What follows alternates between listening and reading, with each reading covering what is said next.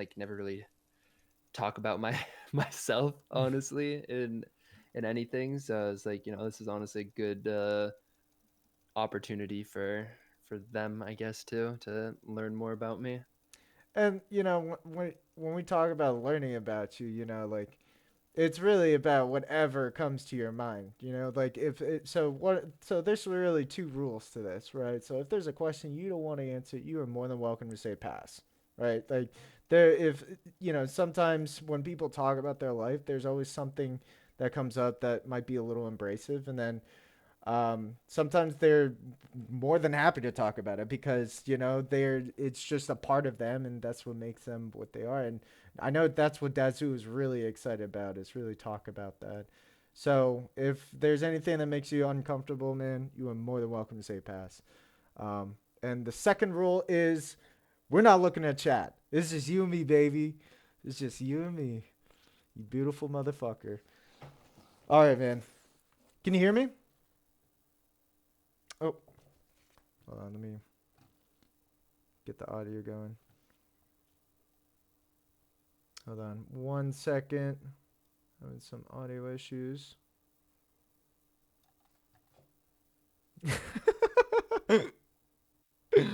Oh, I love this man. Uh,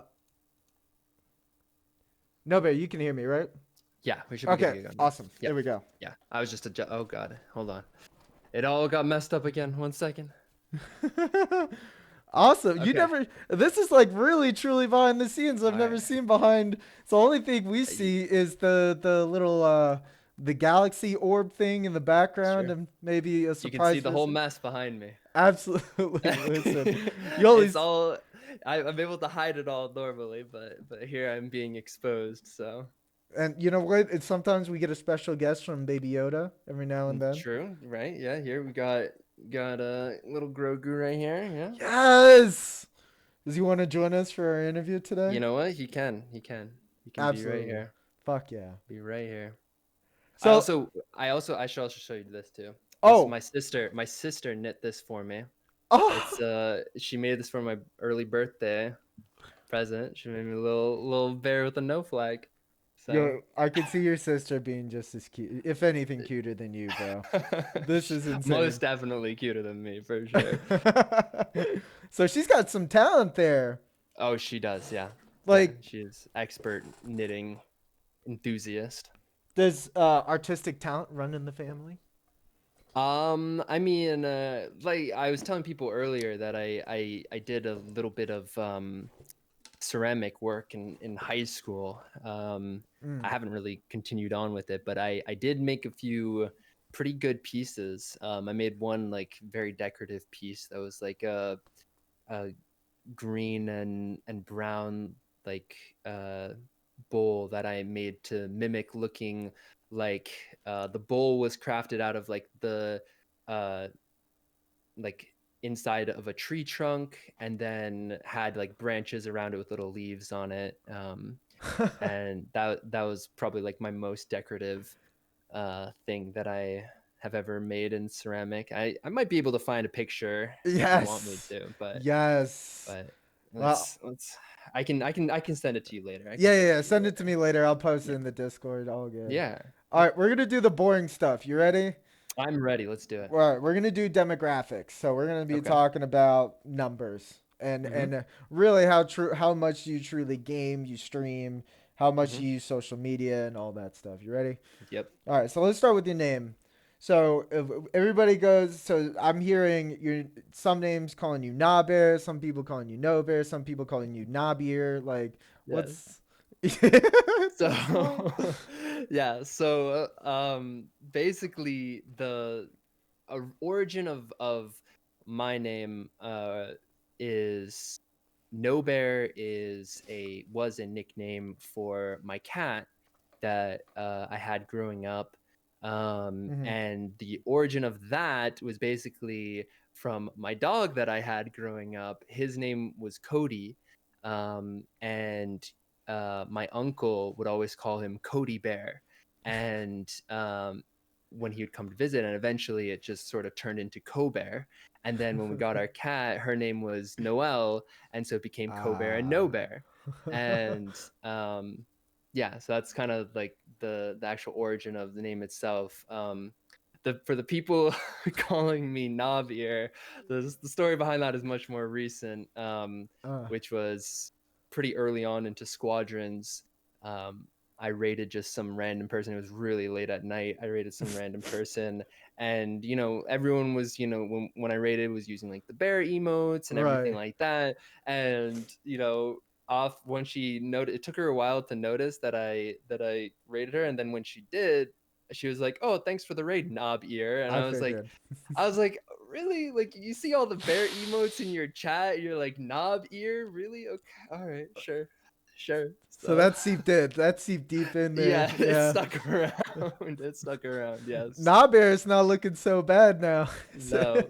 Nope. Nope. So yeah, but it is what it is. So I don't have no clue. I don't remember what her name is at all, but I'll never forgive her. So Hey, it's well, that's yep. that. You lost a follower there, homie. Yeah, seriously. Yep. So the next one is, how old are you, buddy? I'm 24. 24. Perfect. Yes, sir. Yes, sir. And you are a male, right? I am. And your race, I am white. you are white. I am white. And your I'm ethnicity, primarily Hungarian. Hungarian. Very Um, interesting. yeah, my both my grandparents on my mother's side are Hungarian, and they immigrated to the country um, in the 1950s, I think. 1950s. Yeah, Okay. maybe 40s. I'd Um, love to ask you more about your ancestry and, like, yeah. really, like, going back, like, what were they doing in Hungary, and like what was kind of like what made them want to come over to the United Hmm. States, type of thing. I'd be very curious. Yeah, so the for the most part, I don't know too much about my family in Hungary, Mhm. but in after World War II was the Hungarian Revolution, Mm. and there was a lot of persecution of different groups and things like that. And so my grandparents actually had to smuggle themselves out of the country. They smuggled themselves in a uh, farm farming truck, like inside hay bales, I'm pretty sure, Right. across the border. And eventually they made their way towards Western Europe Mhm. and took a boat over to the famous Ellis Island Mm. and in New York, and um, lived in New York, and raised my mom and my uncle in New York. And yeah, so. So, they, okay, so coming over, it must have been a little, traumatizing, going through the Mm, Civil War, and having right. to move their life all the way to, you know, Yeah. uncharted territories, right? Yeah, they came with literally nothing, right? Like they weren't able to bring any like possessions or money or anything like that. And yeah, so I don't know too much about like my family ancestry on that side. Mm-hmm. Beyond that, my grandparents did not like to really talk about it. Mm-hmm. And they I speculate that there's probably parts of my family that were have like Jewish ancestry and things like that, just simply because of how like my grandmother like reacts to those sort of things. She's Mm-hmm. extremely non-religious Okay. now, and it's kind of how I was raised too. And just simply because she doesn't like the things that have come out of being religious for her family. So I don't I Mm-hmm. don't know, but I've seen a few like family gatherings and like old, like really old pictures from like the early 1900s Mm-hmm. that they have in their house, and it sort of thinks that makes me think that somewhere in my family there's some Jewish ancestry, but I don't know. Mm. Um, so yeah. Very interesting. That Hmm. is a little background on pre no bear. Yes, yes, indeed, yes, indeed. So let's get to the gaming, right? Hmm. What gaming platform do you use? For the most part, almost entirely PC. Yes, sir. I used to play quite a bit of um, Xbox growing Mm-hmm. up, but even since the very beginning, it's been PC as my primary gaming system.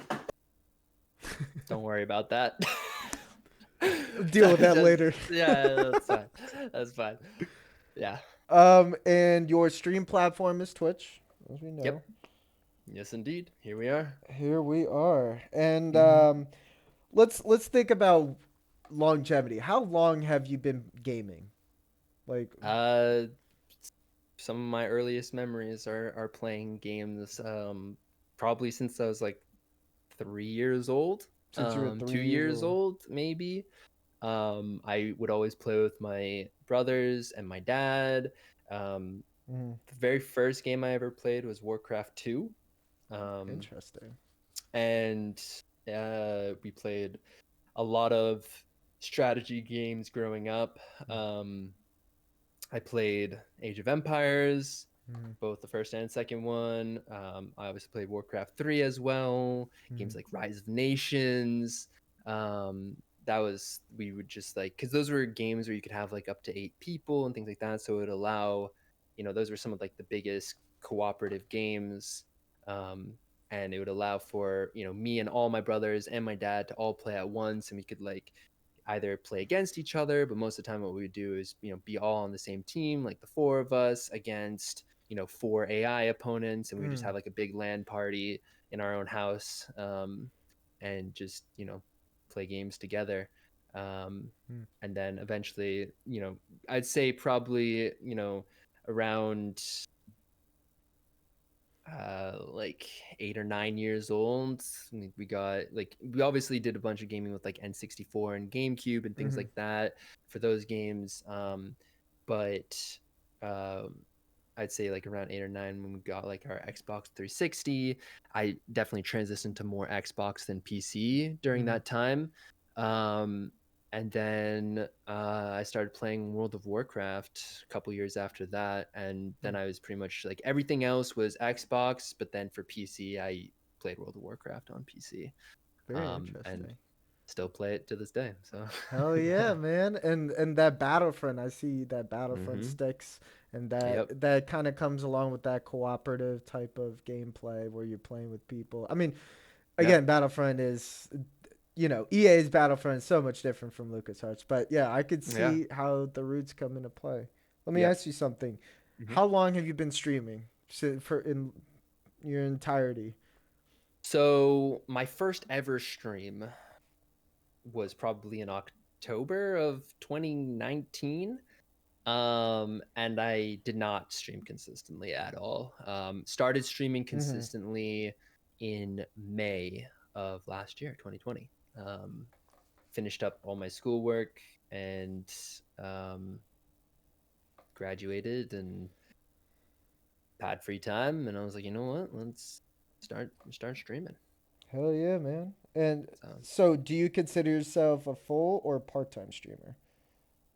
um I still probably part-time streamer. Okay. But yeah. And how often? So on a daily basis, how what is your stream like? Like how long is your stream? I usually try to aim for at least 4 hours Four for a hours. stream. Okay. Um, I think there's been a few times when I do like 3 hour streams and things like that. Mm-hmm. But I'll try to aim for like 4 to 6 hours is kind of like my ideal length. Um, That's pretty for a good. stream. Yeah. Yeah. Yeah. Um, and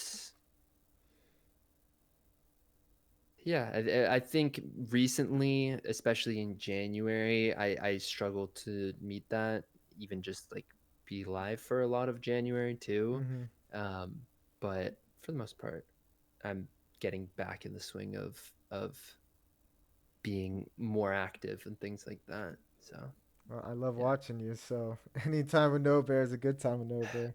appreciate that. So when you stream, is that your average daily gaming?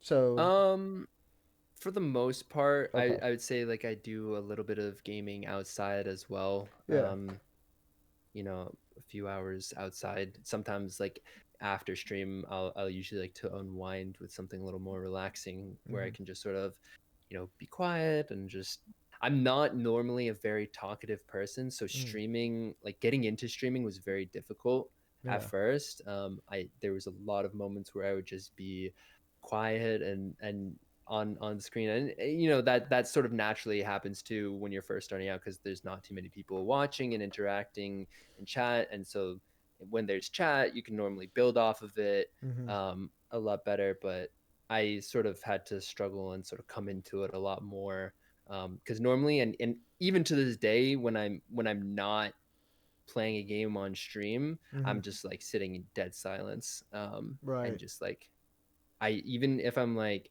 there'll be sometimes even if it's like something like scary or big or exciting happens, I'll be like, nice. Or I'll be like, oh. And sweet, I like, won't have like crazy reactions or things like that, really.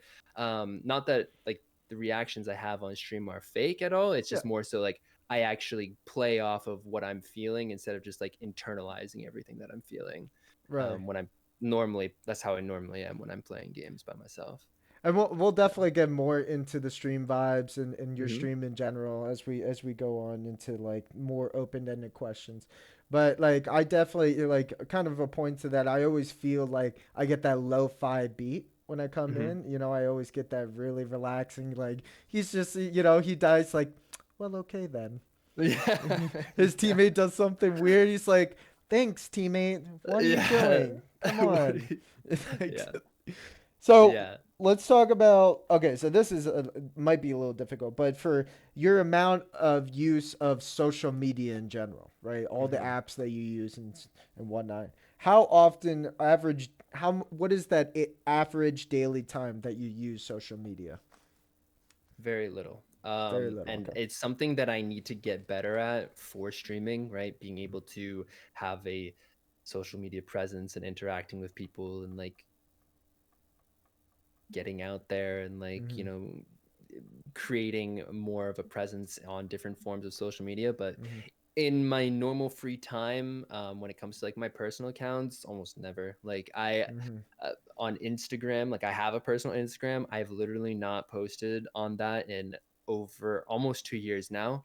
Like I just don't really use social media. Facebook, never. Like I probably haven't posted Facebook since like 4 years ago. Like it just doesn't, like I really don't use it that much. I'd Mm-hmm. say the most I'm using right now, social media would probably be Twitter, and that's on my streaming account Mm-hmm. for Twitter.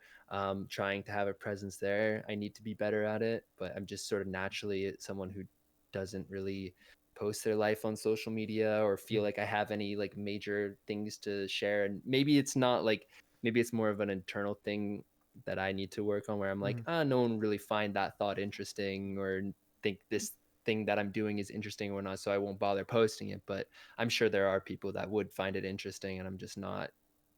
It's just internal thoughts versus like actually doing what needs to be like what should be done to help grow a presence and grow an interactivity.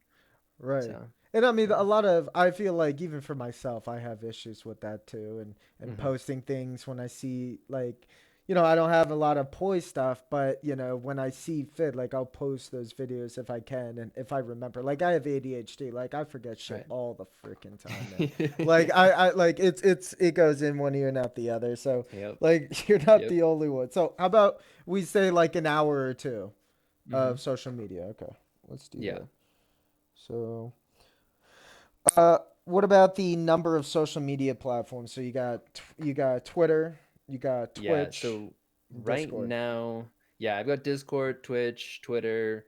I had a TikTok for like a few weeks. I like experimented with it a little bit, just like posting gaming clips and things like that. Right. And I kind of just sort of fizzled out on that. Maybe that was probably a bad idea. maybe I should do it more, but I kind of was just like when I was doing the same, like, I don't know, like I probably could have been more creative than what I was doing, like posting with Mm-hmm. it on there. But I don't know. I just sort of it was a lot of work to like it actually go like there's a bunch of editing that you've got to do for those, and it's only like a 30-second, 15-second clip, but it actually requires about an hour, 2 hours to get it all done smoothly, have proper captioning and cut all the things because I was taking like a 20-minute moment from this and like cutting it up and splicing it into like a quick like 30-second story, right? Mm-hmm. What And so about it's yeah. what about before you started streaming? hmm What do you say your average number of social media platforms you would use? For streaming, Yeah, probably just like Instagram, just Instagram. Okay, so pretty just much. let's. Yeah, like I guess like Facebook, like Messenger, because I have a bunch of like group chats from people from high school Mm-hmm. and college and things like that where we Right. keep in touch there. But yeah. Well, congratulations, you passed all the boring stuff. Here we go. Let's get to the Hell fun yeah. stuff. Let's do it. So we're gonna orbit around you before a streamer, right? I want hmm you to gauge into old TheNoBear and what he used to do. And Hell yeah. so let's go all the way back to when you were just starting to play video games for the first time. You were playing with your dad. What really inspired you to like keep gaming and to keep going with it? hmm I think so especially growing up as a kid, I was someone that was always completely lost in my imagination and just like, you know, loved creating scenarios and um like just creating stories and you know playing those stories out in my mind and things like that. And Mm-hmm. I think what happened with like gaming was such a interactive tool, and I was someone who loved fantasy and still do love fantasy and sci-fi and things like that, and so it just created a world of uh, possibilities for my mind to sort of run wild. Like when I would first um, when I first started, for instance, playing like World of Warcraft, because that was like one of the first, like, besides, so first ever MMO I played was RuneScape. Um, Yes. yeah, but the first like game I like really like wanted to get into like super hardcore was like World of Warcraft, and I Mm-hmm. was in fourth grade when I started, um, when I started playing World of Warcraft, and like I would just spend like even when I wasn't playing the game, I would spend like hours just like creating stories for like my own character because it was my character. It wasn't like a just another character that you play in a game and like playing out those experiences Mm-hmm. too. And I think like that experience, like having your own character and creating these own stories and adventures, was just so encapturing for me. And like I spent just as much time like thinking about like stories outside of game for my characters as I did like inside. And that doesn't really happen that much anymore for me, Mm-hmm. but as a little kid it was just like um You let yeah, it was yeah, just let my imagination go with it. and that's crazy. It's like when you're learning to what play is, right? When you're a Right. kid, you're learning hmm from your what you feel comfortable with, what you want to expand to. Like a lot of Right. guys, original play therapy is really just playing with toys, right? Yeah. But we're not seeing that nowadays. Now we're seeing kids playing on iPads or playing on like video games, playing on True. apps and whatnot. And it's not so different from when we were growing up, right? Yeah. So Yeah. when you got into World of Warcraft, did you have like a certain community that you were a part of? Um, Not so there are guilds in right. World of Warcraft, but I don't think I really joined and became like an active participant in any guilds really. Like I Mm. was in a guild with my brothers, and I would like occasionally join them with stuff, but I Mm-hmm. mostly played with my brothers, and just did like small group content with my brothers. Right. Um and that was kind of it. Like I didn't really have a huge desire to get into like the bigger group content until I was older, probably around like middle school is when I started, like middle of middle school, like 7th grade was probably when I started like wanting to do more like group content and like like getting to like raids and like bigger group stuff and Mm-hmm. things with friends. And like start making like online friends and like friends in video games and things like that, Mm-hmm. and joining those communities. It wasn't until a few years later.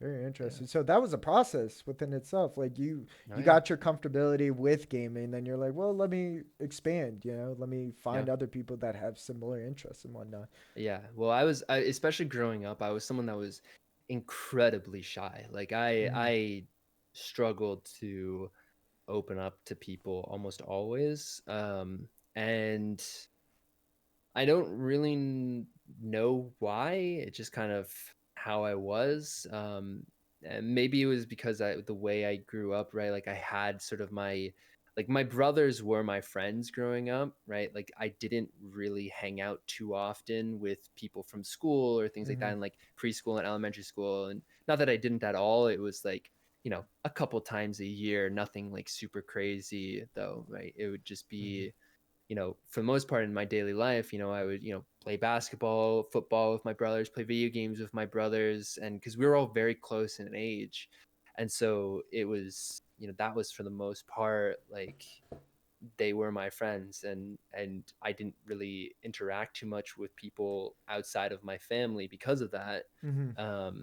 Besides from like things like birthday parties and like big events where like a lot of groups of kids would get together for, not like smaller groups. Right. um but yeah, so I think that's probably why it took me a lot longer to sort of open up socially. Mm-hmm. um and it wasn't until like even in 6th grade, like I barely talked to anyone. Mm-hmm.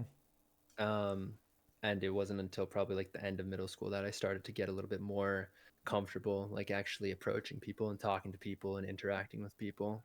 And when that happened, what did that feel like? Like when you were starting to interact with people and starting to get to know other people and starting to include them into your own life, was that a little uncomfortable for you starting out? Yeah, Yeah. it definitely was uncomfortable too, especially because I mean, I think everyone knows that middle school can be pretty like toxic cesspool of Yes. people. Yes. um Amen.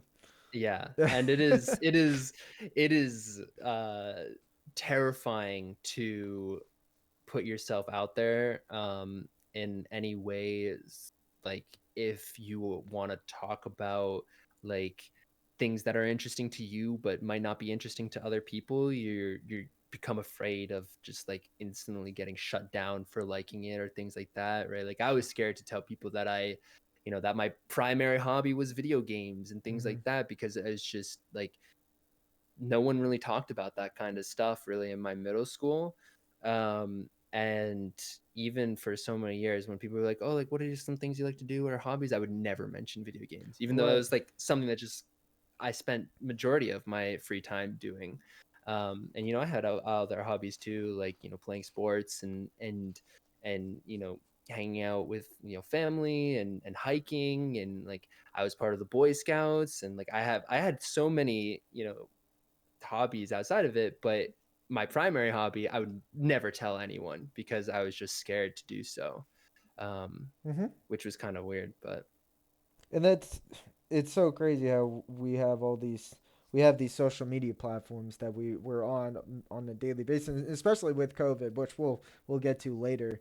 true. Yeah. And how and but once upon a time there used to not be these social media apps, and we used to just go outside and go knock on our friends' doors and just Right. actually go and do stuff that we want to do, right? Right. So it's nice to actually hear that type of relation, like you're still finding that peace. And Mm-hmm. I hope you can, even with all this, you're still finding ways to like go and hang out with, small gatherings obviously, and still able Yeah. to do that. Yeah. How about let's what about gaming, right? How were Mm-hmm. you able to balance gaming with like your work, with like this could be high school work, with work, it could be with your family, your friends. How are you able Mm-hmm. to like kind of set a pace for yourself?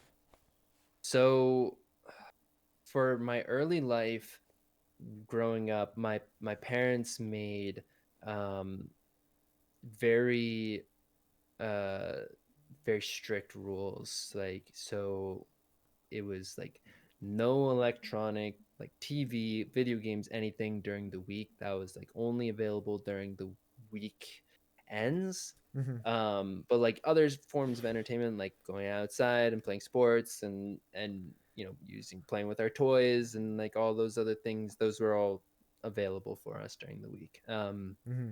And then when it came to middle school and my parents sort of just eased off on us and let us do whatever we wanted, it became very difficult for me to manage my time, because for me, like, video games were always this thing that was like I can only have like a few hours. Like during the summer, like I'd have tons of access to it, to Mm-hmm. video games, but like it was like a scarce commodity, right? And like I need it, Right. right? Like, yeah, so at first, like I honestly throughout middle school was like very addicted to video games, and I could not manage my time at all. And it definitely got to the point that my parents were worried about me. And not to the point that like I was failing classes or anything like that, but I Right. wasn't performing, as my parents have very high standards Mm-hmm. for us, like my whole family. Mm-hmm. And um, so I was not performing well enough in school then, and it sort of just had to eventually come from within and try to you know have a my own sort of limiting factors on it, and sort of teaching myself that I need to finish up schoolwork first, Mm-hmm. then doing video games and things like that. So it was rough at Mm-hmm. first, for sure. But like I wasn't like in a bad state mentally because of it, because I was doing what I was having fun with, right? Like, so it was just a point of me being needing to find balance. And I didn't really find it until probably the last like 2 or 3 years of high school. Interesting. Um, so And yeah. this goes to my next question about what did you think about when, if I were to say the words depression, stress, and Hmm. anxiety, if you Yeah. were going back into your old self when you were growing up and you were dealing with all these addictive properties, what do you think you were thinking about when you thought about like stress and anxiety and depression?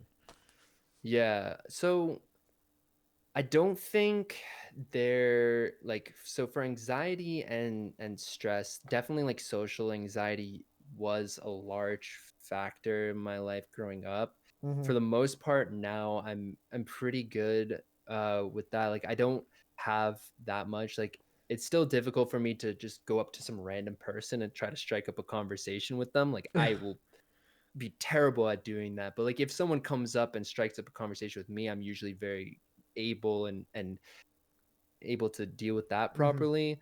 Um, Part of that I think is when I started getting into theater in the end of middle school Mm-hmm. and throughout high school. I think that helped a ton in terms of just being able to, you know, deal with that anxiety and Mm-hmm. just sort of put myself out there and um put myself in front of people and just sort of you know at first terrified of it, and as soon as I like started signing up for it, and I was like, I hate my life, what did I do? Like, I regret this so much.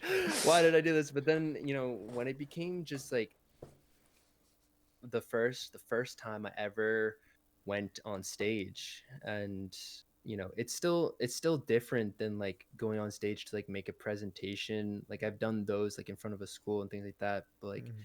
when they have like the entire theater is dark and they have like the lights on you on stage, it's just like everything just like completely melted away pretty much. And I just sort of find a lot of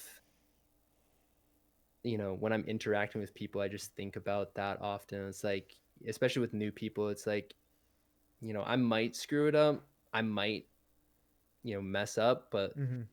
there's definitely opportunity to like fix that if I did mess up. And Mm. if I, you know, it's so bad they don't want to interact with me again. And I'm like, well, the next day there's a whole new audience in the show, right? Like, so Mhm. there's more people out there. There's more like it doesn't necessarily, mean like woe is me, the world is over kind of thing. So that's kind Mhm. of helped a lot with my interacting with people and dealing with my anxiety on those things. So it's really not something that affects me anymore, Mhm. um, which is good. Mm.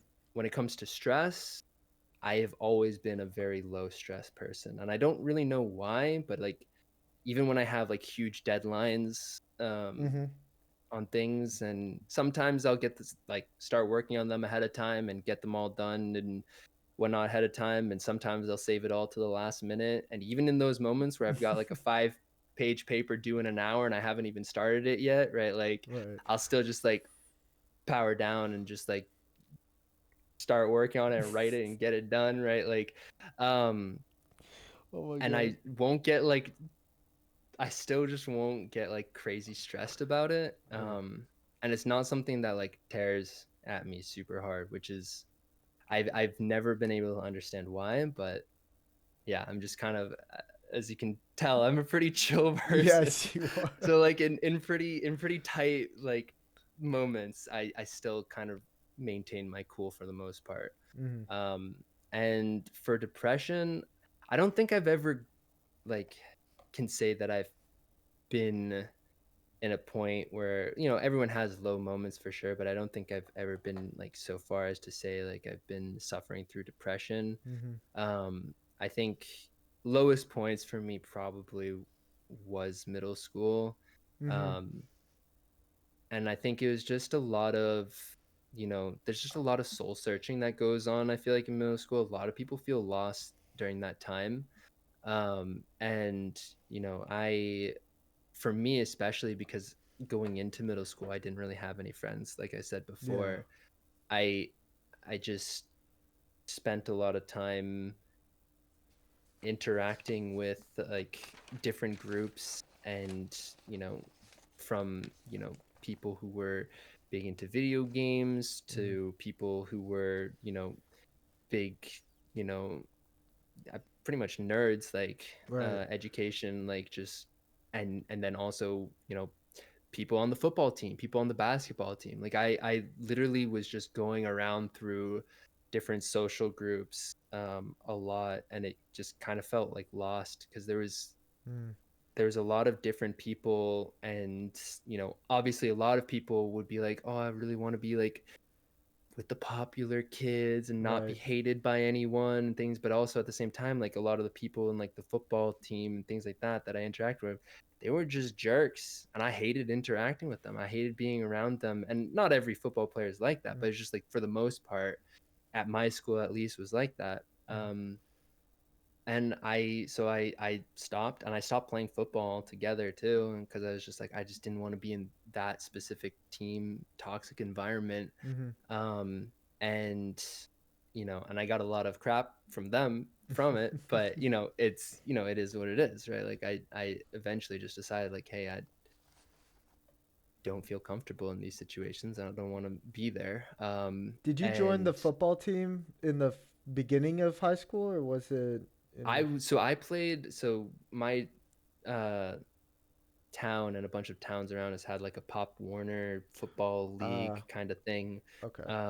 So I played a lot throughout like elementary school and middle school, and Mhm. 8th grade was my last year of football. Um, and yeah, I didn't play any throughout high school. I still played basketball.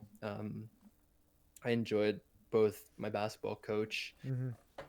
coaches throughout middle school and high school. Mhm. And also my teammates were really great supporting guys for the most part. And so I enjoyed that. They weren't people I hung out with regularly, Right. but I still enjoyed, interacting with them. But yeah, like I Cool. think for the most part, I don't think I've ever had like a super depressed state or anything Yeah. like that. Just mostly that sort of like lost stage of just trying to figure out like who I am and Hmm. you know Right, and it was really just trying to handle that anxiety when you're growing up and trying to figure out who you were. That right really were kind of the center points for you growing up in middle school and being able to transition that and kind of improve upon that, keep growing. You know, one thing I've noticed is that you have such a growth mindset, right? That I hmm get from you. So from that perspective, like I figured that there are some roots to that. You've always continued to try to improve on yourself, try to open yourself up to new experiences, and try right to make sure that like you're not delineating from your end goal, which is really, self actualization, like understanding yourself. Yeah. right Is yeah that kind of on point or? no definitely like I definitely feel like throughout the the years of my life I feel like ever more so it just slowly gets to the point where I'm like I want to be most of all just like true to myself, right? Mm-hmm. And I felt like a lot of times I felt like I couldn't be true to myself when I was interacting with different groups. Like they would, people, on like different sports teams would think I was weird for, being, big into Star Wars and playing video games all the time and liking World of Warcraft or, being big into like astronomy and things like that, right? Like it just was different and the same too when I was like starting to be in theater and things like that, right? There were Mm-hmm. still disconnects there. And I met tons of great people um doing that, but I basically made like a commitment to myself that I was like I'm not going to really spend time, you know trying to be around people that you know will think that I'm weird for the hobbies I enjoy, right? Right. Like I have no problem with people not understanding my hobbies and, you know, that's totally fine, but anyone who like is going to be judgmental about it, I'm like, oh, don't really need to. I want to be true to myself. And Right. and I think over the years that's just more and more kind of what I've come to understand is that like that's most important to me is, being an authentic person and sharing your authenticity with other people. I think, yeah. Yeah. So, I like that. I really appreciate that.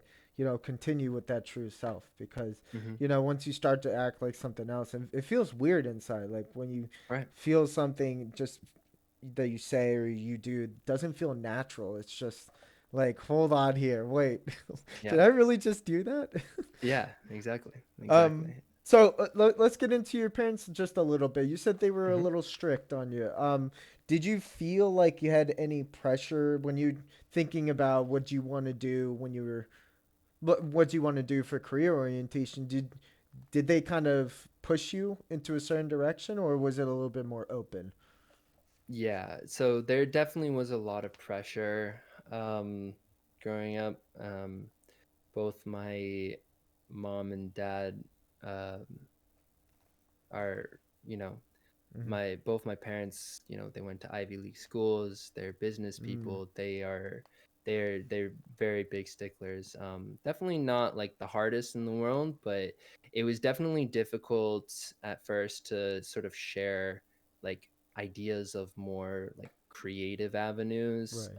in terms of like, oh, I'd really be interested in like doing this and hearing, your parents be like, oh, that would be like a nice hobby to do, like outside Mm-hmm. of work and things like that. And it's like, yeah, but like maybe I would like to do something like this for work. And so it was definitely something, even if, you know, going back and talking with them about it, they say that they didn't really, think that they were that hard and Mm, down like against those ideas.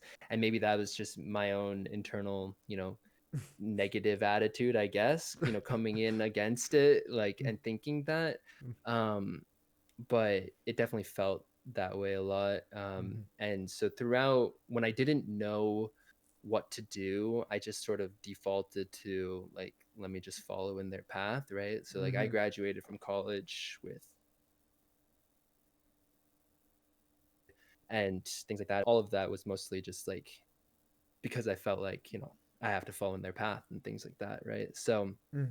um, and an economics degree is not a bad thing to have at all, Okay. right? It's a very versatile degree to have, and I am interested in economics for a little bit, but it's definitely not like something I'm like, oh boy, giddy, let's go study some statistics about how the health of our economy is doing, right? Like, it's not like something I jump for joy at about, but it's yeah, like it's there definitely was a lot of pressure, and to no fault of their own, right? Mhm. Like, a lot of the time when it came to like finding work in the summer and doing things like that, right? There's only so much that they can help me with. And so they would, try to put me in connection with, people that they've done previous business with and things like Mhm. that, right? For summer work. And so it's just sort of a product of like their own environment. Mhm. And when I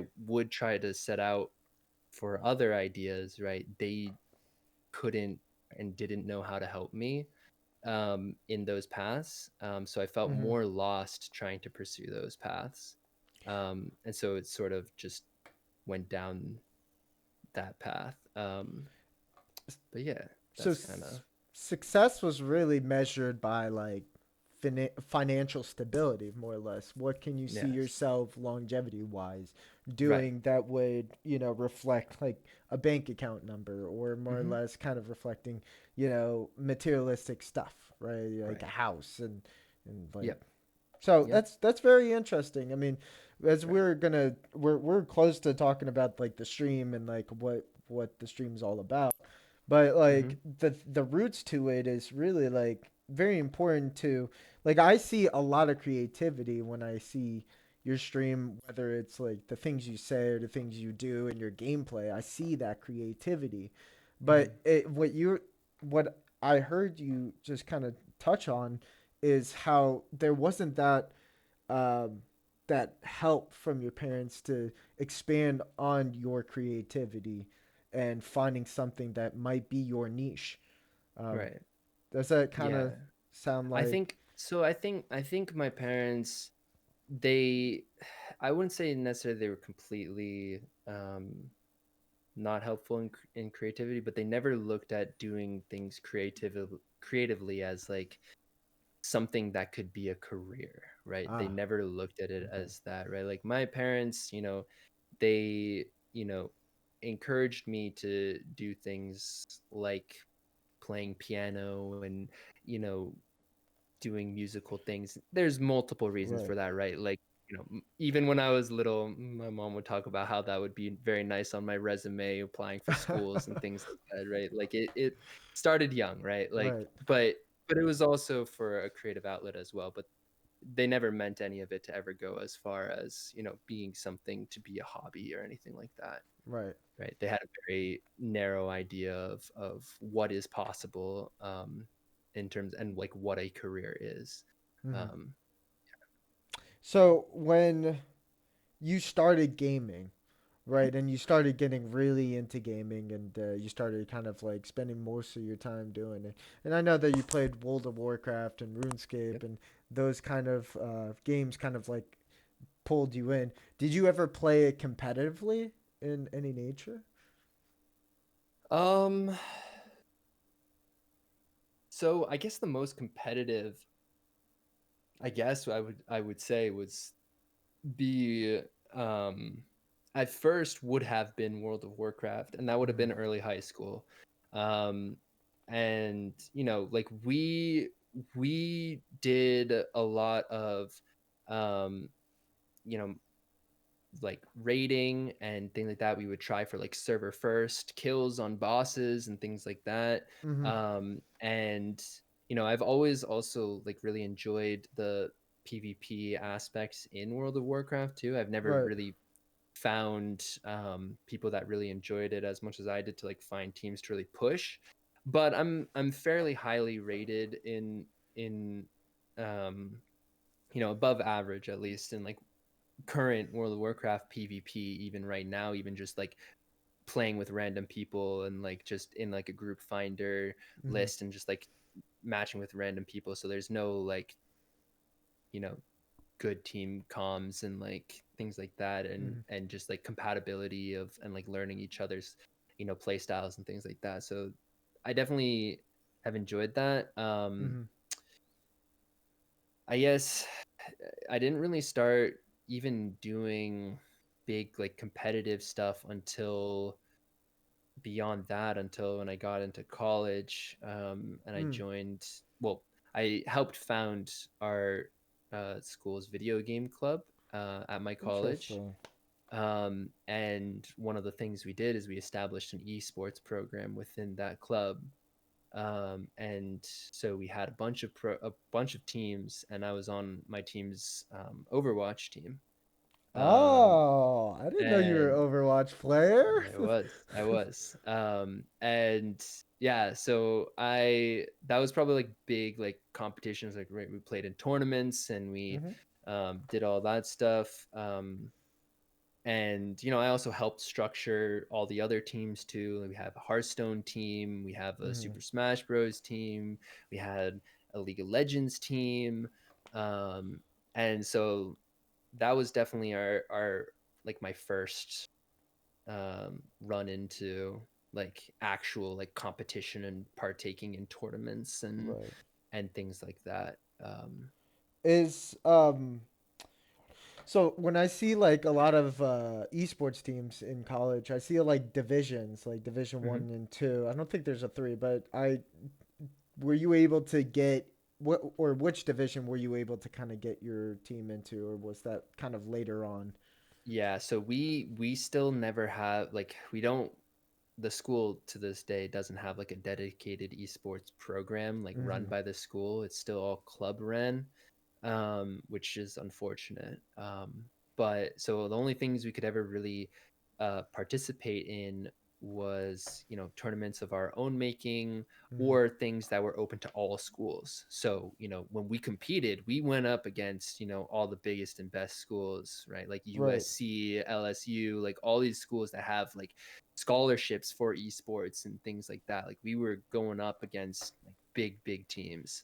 When we were in those tournaments, and we never won any of those tournaments, but we had still had good seasons, considering what we were going up against, right? Right. And because we were literally we had to like scrounge for people to join our team at first, like Mm-hmm. especially the first year.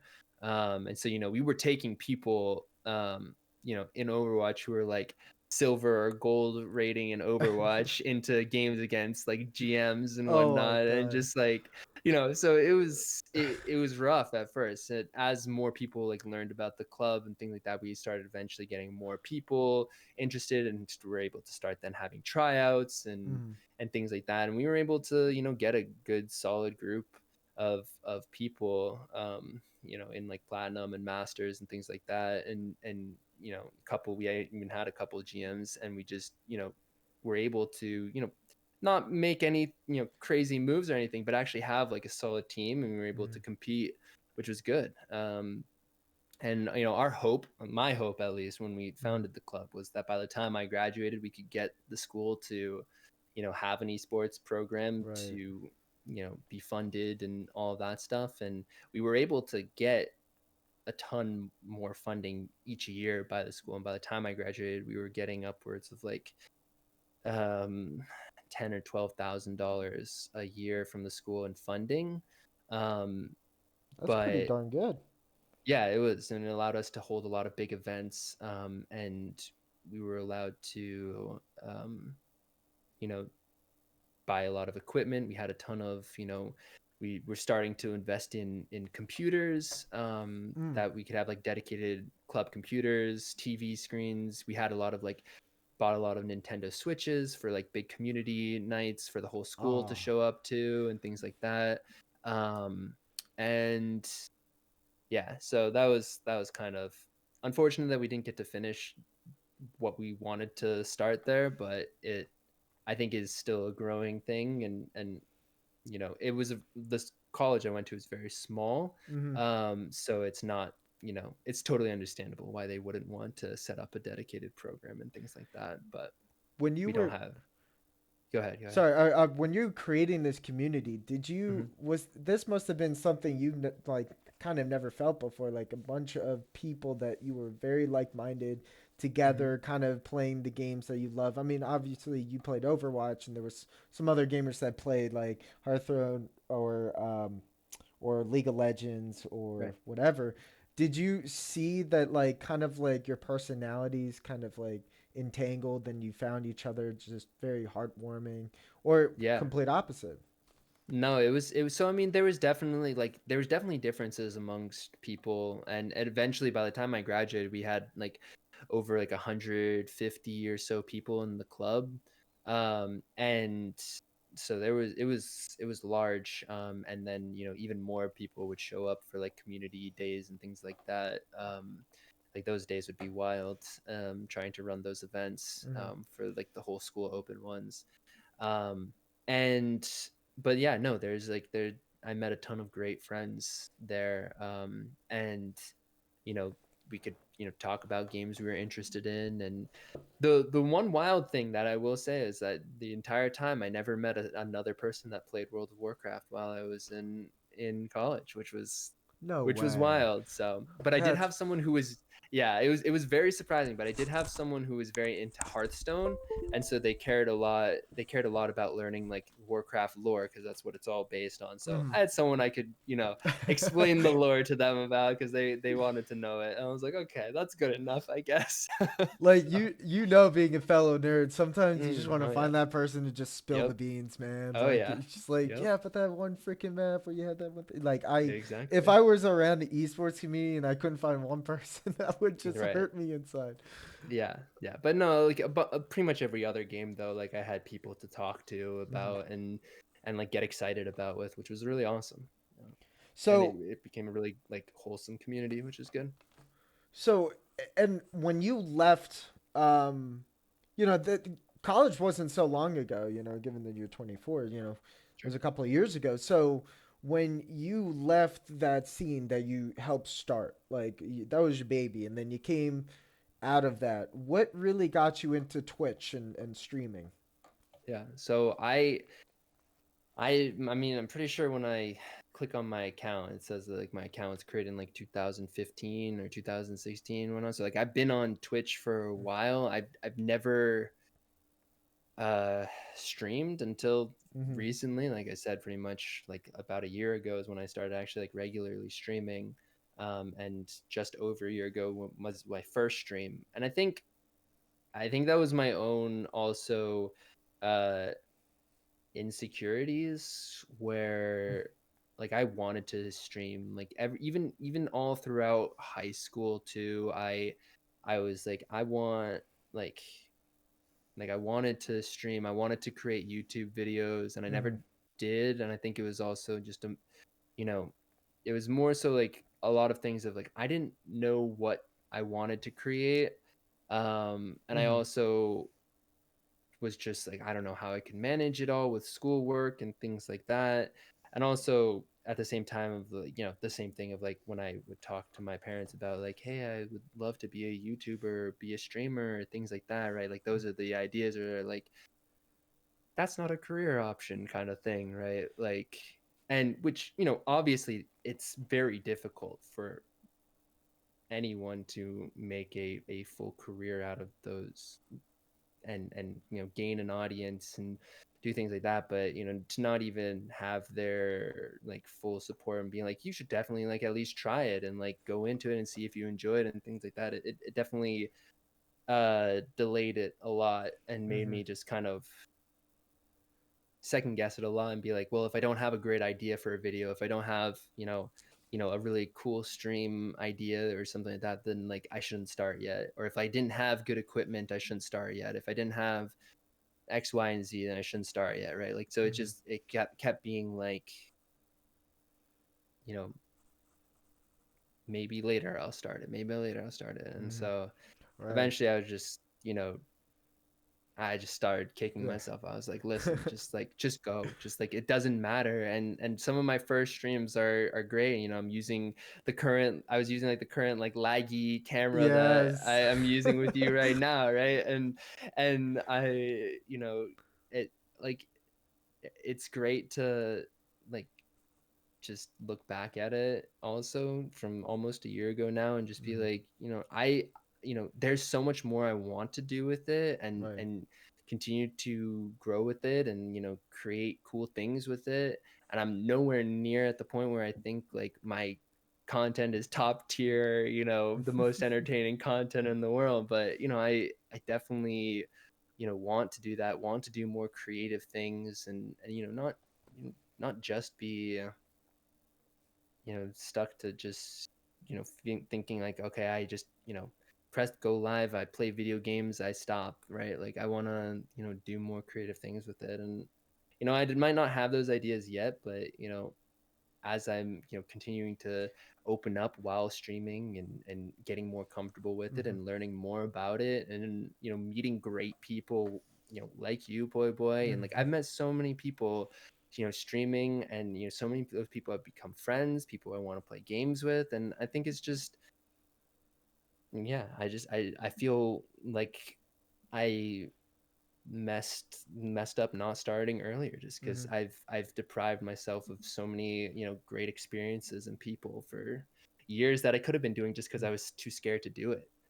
So yeah. So like it seemed like, with your parents' expectations and what a career is compared to what you want to do, and initially taking your interest in video games and that competitive edge, that kind of piled up that insecurity for starting the stream in the first place. But then you took a leap. Like you took a Mhm. big leap. You said, "All right, one day, like I'm gonna do it. All right, one day. No, you know what? Today's the day. We're gonna do Right. this. We're gonna get Yeah. on, and we're gonna just be no bear." And Yeah. so it wasn't one person that really inspired you. It was really intrinsically you, but like that creativity wanting to just come out.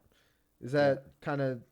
Yeah. And I think also too, like I was also just super scared also of, just I guess maybe for, my own reasons, or I don't know what it is really, but I was also just scared of, hitting go live and just, not having anyone there and just like Mm-hmm. staying there forever and just like being scared about that. And, Mm-hmm. I think one of like some of like the greatest people um started helping me when I was just like not even when I before I was streaming regularly, was people who I play WoW with. And I told them about it and I was like, like I'm thinking about streaming. They're like, you should totally just do it, like just go. And they've been people I've been playing WoW with since like 2012, 2013. Mm-hmm. And they would interact in my stream chat, they would watch, and they would or at least just have it open and like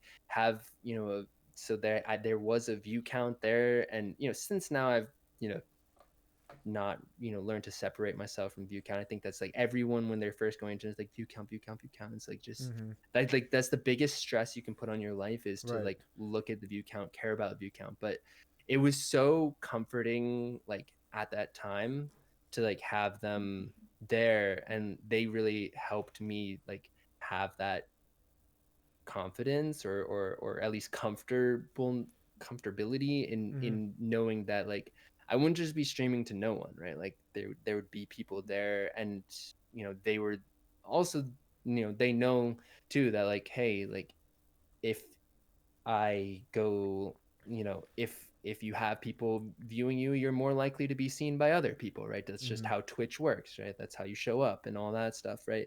And so it just sort of gave me, I guess confidence of like, okay, well, if I have, three people watching me right now, then, Mm-hmm. that puts me above, the thousands of people, especially because when I, first was starting Mm-hmm. streaming, I was like, I don't really have anything else to play but WoW. So I'm just going to stream some WoW. And, in a game super saturated like WoW, right? Like Right.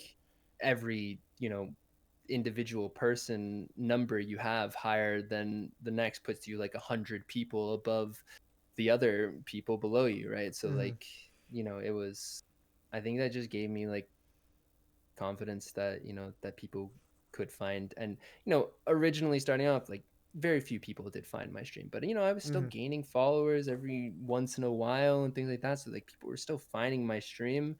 Um, and yeah, so it just sort of it was slow, very slow at first because I was streaming in like one of the most saturated games on Twitch, but it and then eventually, when it came to, someone who became much more instrumental later on was, the streamer Darth Call. He helped Mhm. me, by, he was someone I played games with a bunch, and he was raiding me after like we would have a long night of Sea of Thieves together. He would raid me with like a ton of people, and that helped me. How I met, a ton of people like Khaleesi and Trans Am. Almost some of my oldest followers right now, all really great people, all came from, interacting with him.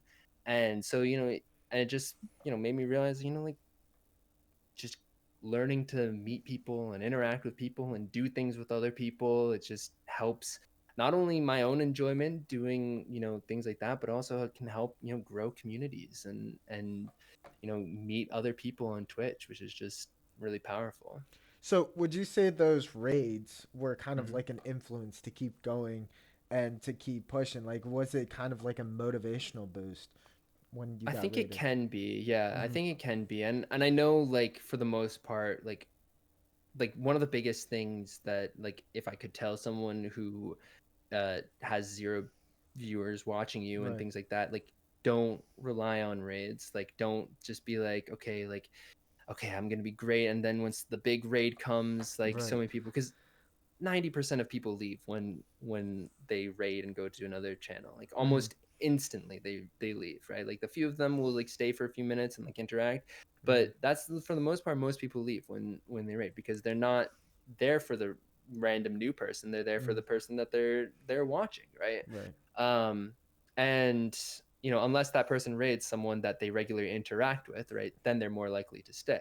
Right. um but I think a lot of people get in the mindset too of like, okay, if like some big person comes in with like a rate of like 100 viewers or stuff like that, then like I'll be great and everything like that, and it can definitely give you like a new viewer or two. But I think the biggest thing too is just like more focus on the viewers you already have, Mm-hmm. and focus on trying to create an environment that you know whatever it is, right? Like a lot of different streamers have different you know ideas on how to build their audience and have different genres that they fit in. Some they love being just a welcoming open community. Others are there for like super competitive gameplay. Others are there for educational streams. Mm-hmm. Others are to the streamer is there to be made fun of by the chat, right? Like there's a ton of different varieties and things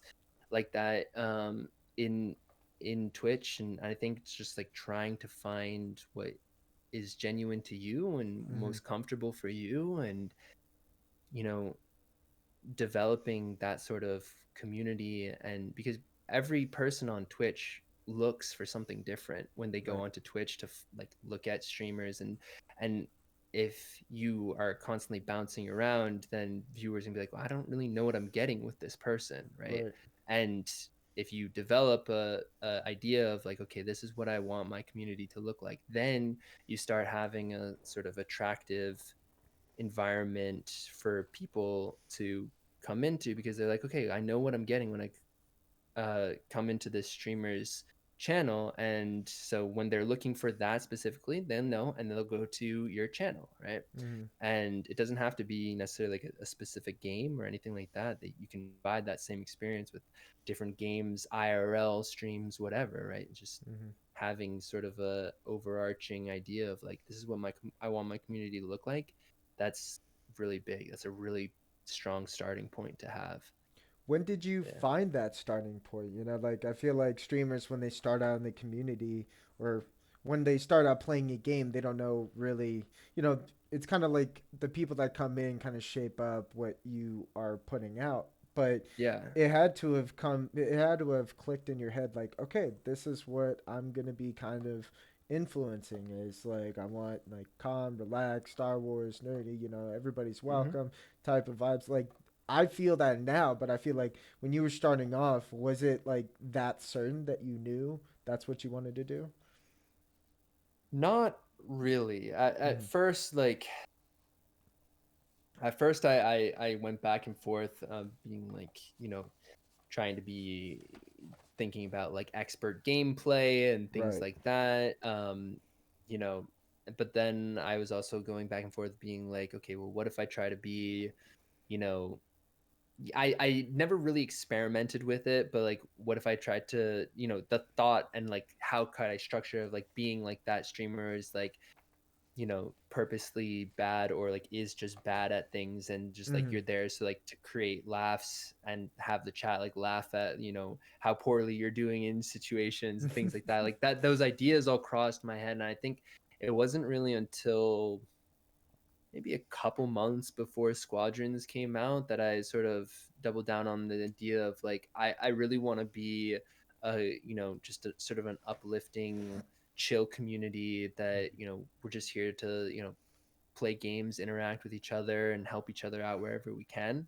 Mm-hmm. um kind of dealio. And like generally I'd like to say I'm pretty good at the majority of games that I end up picking up. Right. And so like I'm not the best by any means. I wouldn't Mm-hmm. say like I'm, the world's definitive answer on, whatever game I play, but at least there's, generally pretty good gameplay that comes from that. And then I can also play games and chill out with people too, which I think most people enjoy doing.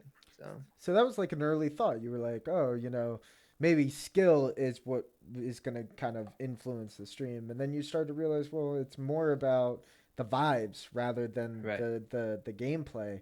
That's Hmm. really important. Like, that's like when I come into the stream and I come watch you, like, that's what I feel. Like, I feel the community in the chat rather than like your gameplay. Like obviously I'm gonna watch a tie bomber do what he does, and I'm gonna watch you in Starfighter Assault just whiz Right. around getting a million kills. But Yeah. like you're also like talking and you're casually playing, and it's Yeah. just so enlightening to see Yeah. somebody that's just kind of past that expertise role and more about that personable role, you Yeah. know. Yeah.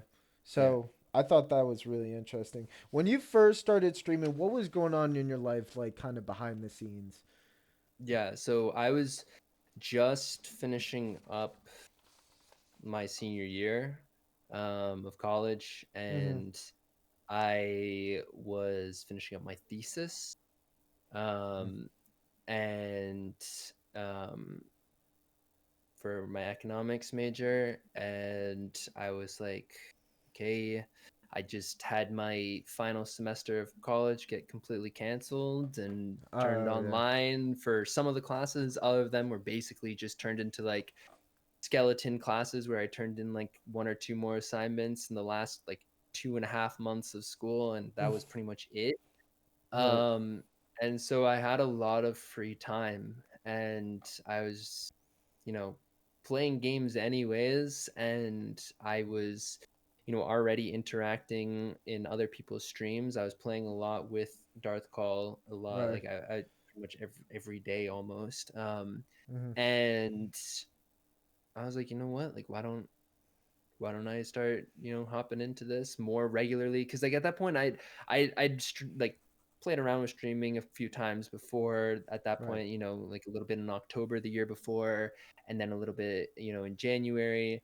And I then at that point was like, okay, let's start doing this a little bit more regularly. And um, yeah, so that was probably around in May, and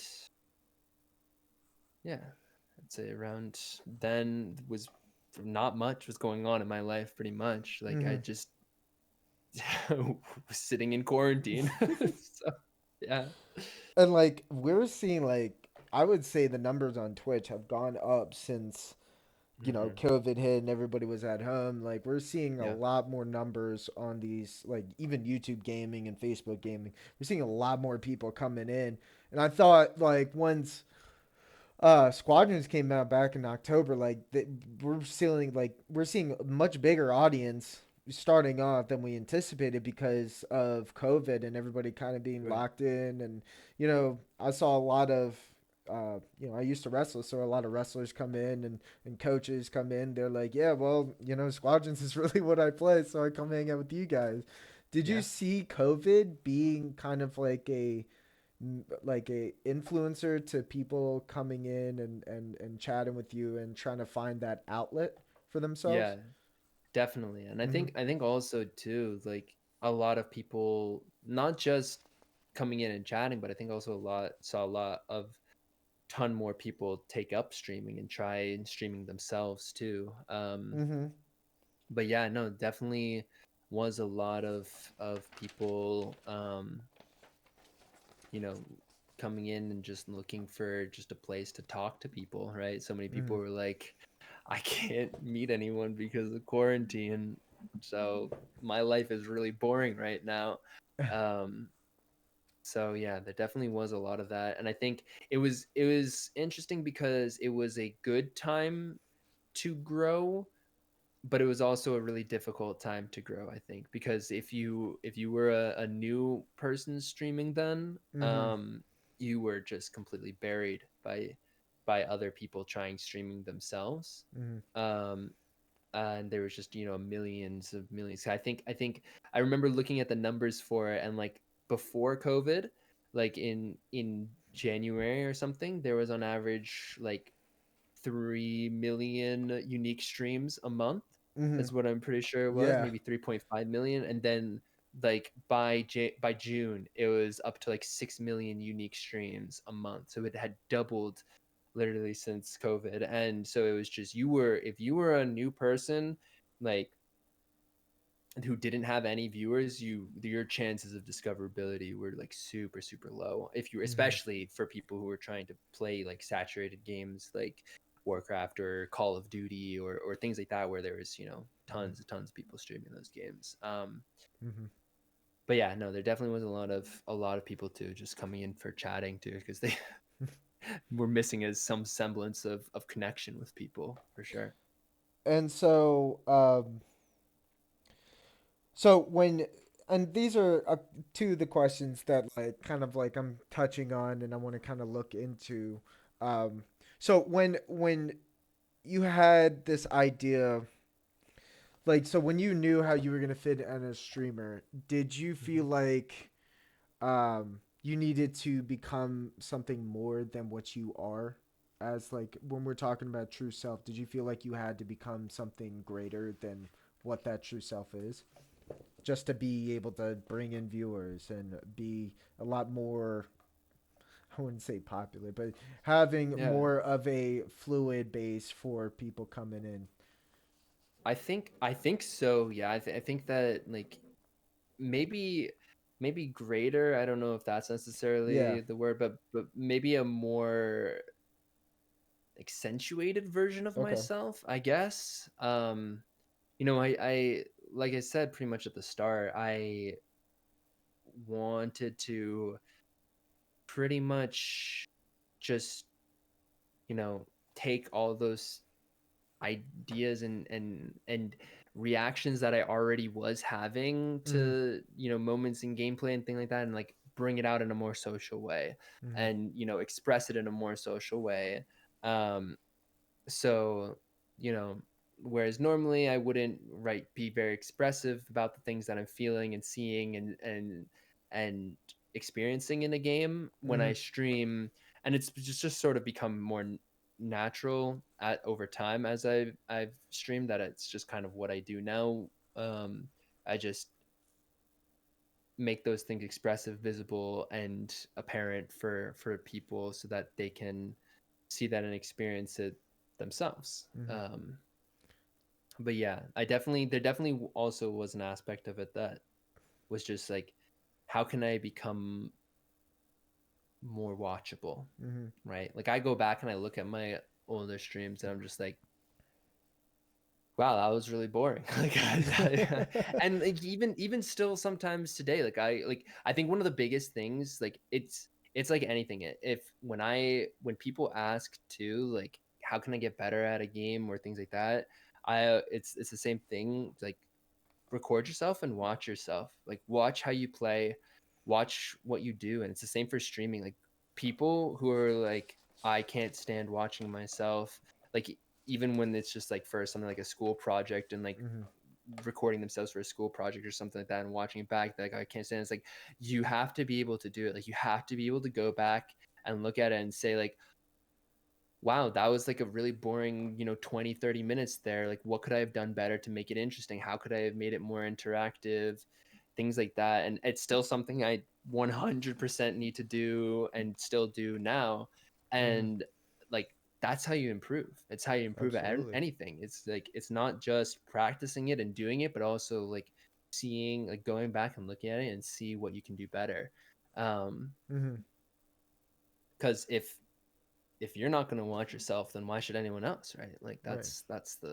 that's the ultimate idea, right? Is that like if you don't think you can be entertaining, if what you're doing isn't entertaining, then that means that it's probably not, and you should probably fix it, and at least try to improve upon it, right?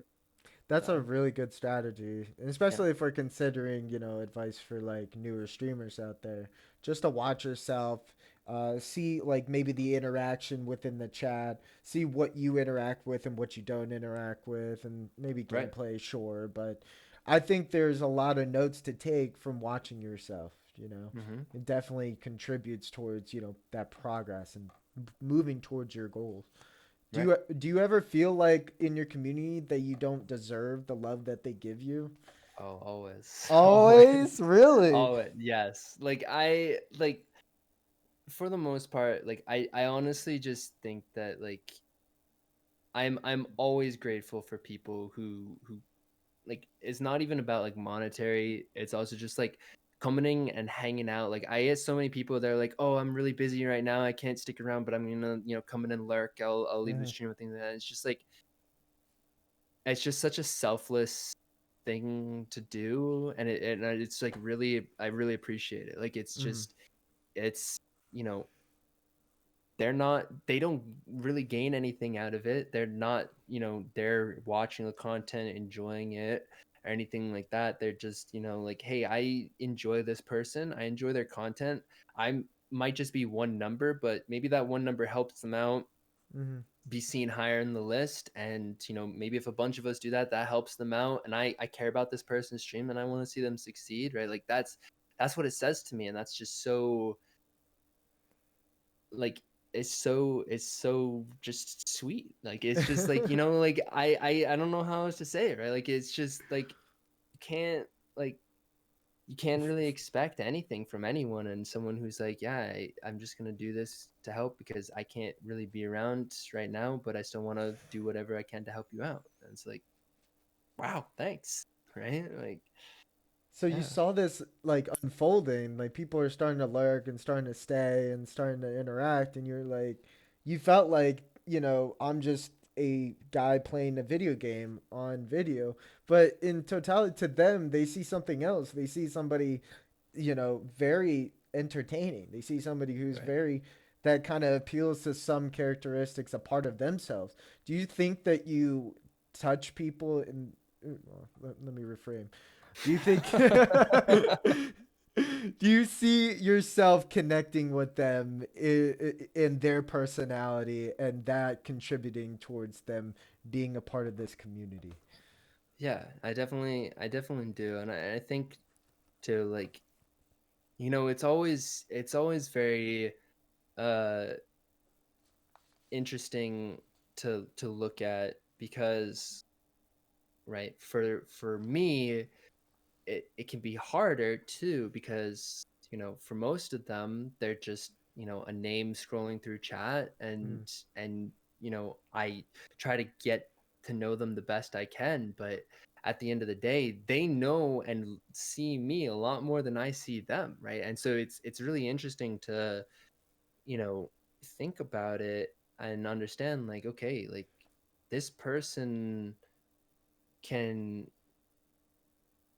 like see a lot more than you can see about them, right? mm-hmm, And sort of makes me often, and I think it's very easy for a lot of streamers to sort of forget, like just how much they are seen, and people feel like they develop a connection, with that person streaming. And I think it's really interesting too, because I know like a lot of bigger streamers have talked about it before, Mm, right? Like about, how, when you've got thousands of people watching you, right? For them, like they talk about it too, and they talk about how like it's literally impossible for them to like develop any sort of like really deep meaningful connection with individual viewers, right? right. Because there's just so many of them. And I think I'm lucky right now at this stage that, I'm a much smaller channel, and, I can, develop a lot of connections with each of them individually. But that, as the channel grows, that becomes harder and harder to do. Um, I think, and it just becomes, you know, I don't know.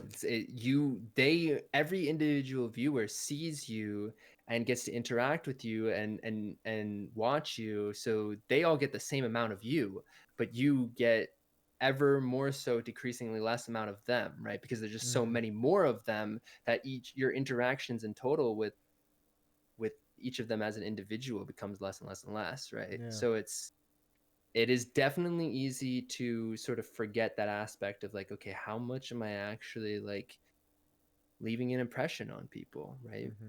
And I think that it's really important to always try and take a step back and realize how much of an impact you can have in people's life, as a streamer. Yeah. I've So noticed that bigger streamers, they kind of like, once they have their content, their stream identity and their community, they actually start to chime back on the content. Like they do the regular things, but they try to be their goal is really at that point to be as interactive as possible, because right. if they don't, if they feel like they're not interacting enough, then like that's maybe even that interaction is the content within itself. And Right. like when I think about content creation, I'm thinking about new videos and new things for like information and psychoeducation and just talking with you and playing video games. But then Right. in the end, it's really like no, it's really about how I interact with them that really reflects growth, that rather than how, what they're seeing on screen. Hmm. Again, that's important, but it's really about them. Like, do you feel like that is a part of that content in your channel, is that interaction?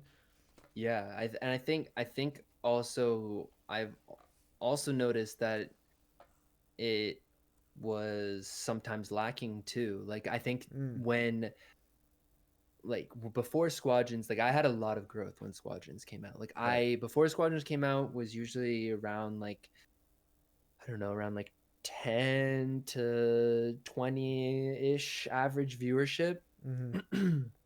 And like at the height of Squadrons, right? Like there was days when I was getting like 100 people at a time watching, and things like that. And I think that, and I since Squadron started, I've gained over 1,000 followers and things like that. So my channel is very, very small in comparison to what it is now. Right. And I think that what ended up happening was I just kept, like before Squadrons, I kept, I did a lot of like community game nights and things like that, and like interacting with people. And then what ended up happening with Squadrons is I ended up eventually towards the middle of it being more focused on, trying to get ace solo.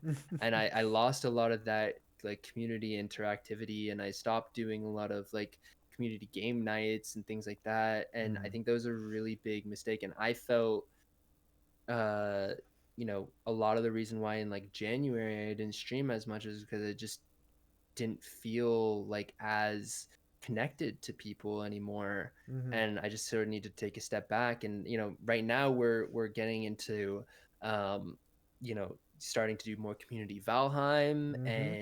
And we just had our first game of that a couple of days ago, and it was a ton of fun. And one of the things I love about Battlefront too as well is it's really easy to just grab like 10 people and just hop Right. into a lobby together and play. And I was missing that. I was missing interacting with people, and I love Squadrons, and I still want to play it. And it, it's complete tangent, and breaks my heart that they're, not, continuing support for the game anymore. But it's just like I I was missing that community interactivity, and I think a lot of people probably on the streams and as Mhm. well in the community felt that too.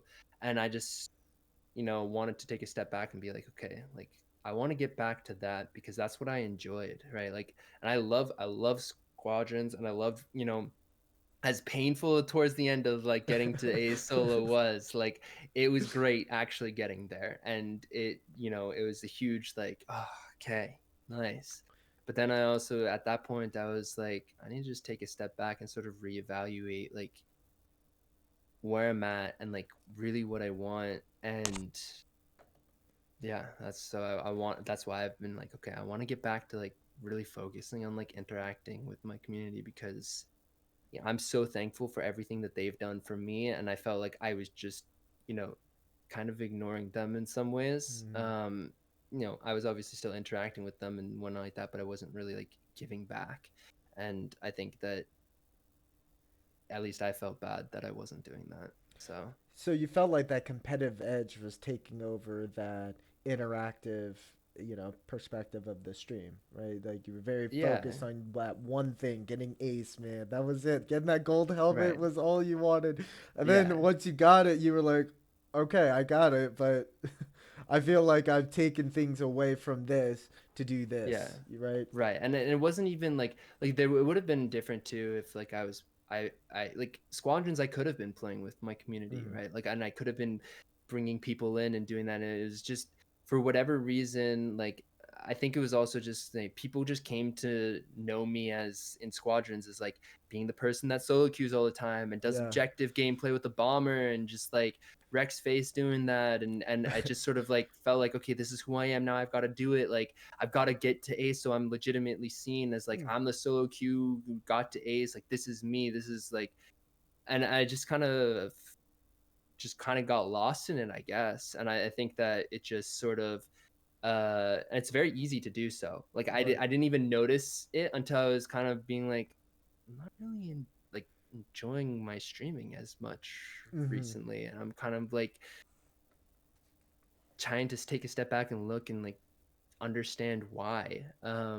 And it was just because, and at the start of Squadron, like I was playing with people, right? Like Mm-hmm. I was grouping up all the time, and then it just sort of like slowly dropped off, and it just, because of more and more how like people were coming to see me outside of the community, and I just felt like, okay, like I need to get to this milestone so it like legitimizes that, and then once I get there, then I can, interact, like get back to, doing and playing with people and things like that. And then yeah, it was just, I don't know, it was just at that point I was like, okay, like part of it ended up becoming like I like the just the meme of the fact that like I was stuck at Legend 5 for a month, Yeah. right? Like out of the entire operation, like I got to Legend 5 like with a month left, and then for the entire month I was just sitting there like going up and down, up and down, up and down, sitting in Legend 5, like unable, getting as close as like 3 points away Mm-hmm. from ace, and just like constantly going back. And so like that like definitely detracted and made it more difficult. But yeah, it just, I think that was, it really kind of hurt that. And yeah, but I'm definitely a lot happier now, Mm-hmm. uh being interact, like I had so much fun even just like trying a new game with my community. And like that's what we used to do all the time. We would like try new games together. We would do like back in like the Among Us hype, we would do Among Us together. And then we found like Party Animals, which was just this wild game of like, little stuffed animals that people Right. played as, and would just like smack each other up. And like, it was basically like a Super Smash Bros, but you were like stuffed animals.